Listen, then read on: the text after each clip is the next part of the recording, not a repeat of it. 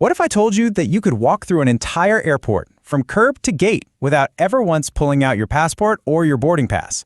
Well, that future isn't science fiction anymore. It's already here. Today, we're diving into the biometric revolution that is literally turning your face into your passport. You know the feeling, right? That slow dread as you join a massive security line, frantically digging through your bag for that one little document?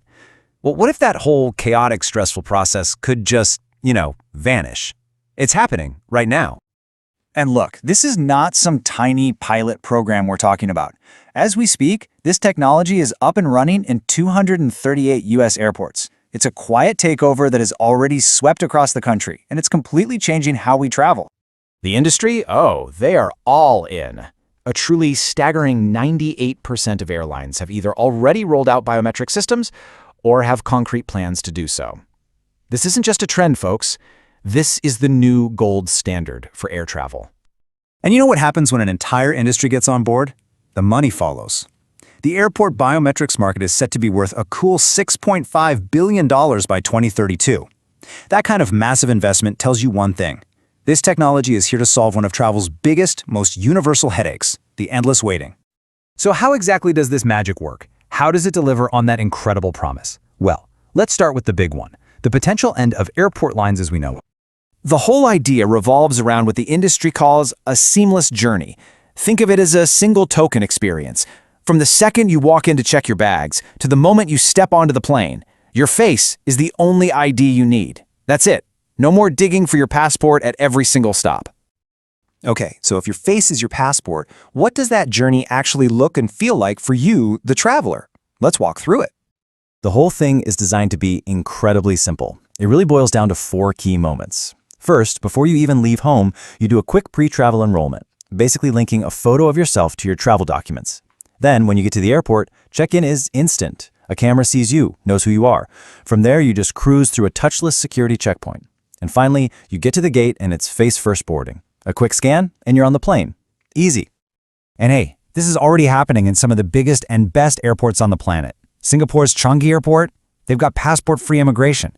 Delta's digital ID program lets you drop off your bag and zip through security with just your face. Over in Amsterdam, this tech is cutting boarding times by a whopping 30%. And get this, in Tokyo, they even have gesture-controlled kiosks so you don't have to touch a single screen. So what does all this innovation really add up to? Well, it means we're shifting from measuring your airport journey in long, painful minutes to measuring it in mere seconds. We are talking about shaving huge chunks of time off every step of the way.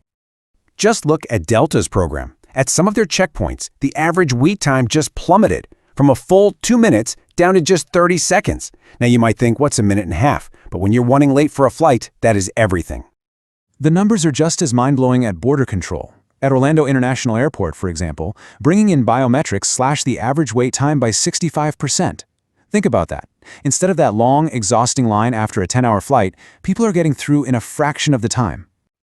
So the convenience is off the charts, right? It's undeniable. But this massive, sweeping change brings up a really critical question. What is actually happening to your most personal data, your face? Because yes, with all this incredible convenience comes a very serious trade-off. We have to look at the privacy side of the coin when we start turning our faces into our ID. And listen, this isn't just a concern for you and me as passengers. As you can see here, privacy is the #1 issue for nearly half of all airports and airlines trying to implement this. They know this is the biggest hurdle they have to clear. You've also got major regulatory bodies weighing in.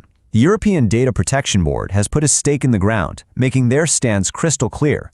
Individuals, that's you, should have the most control possible over their own biometric data. The key idea here is that your data belongs to you, and you should decide what happens to it.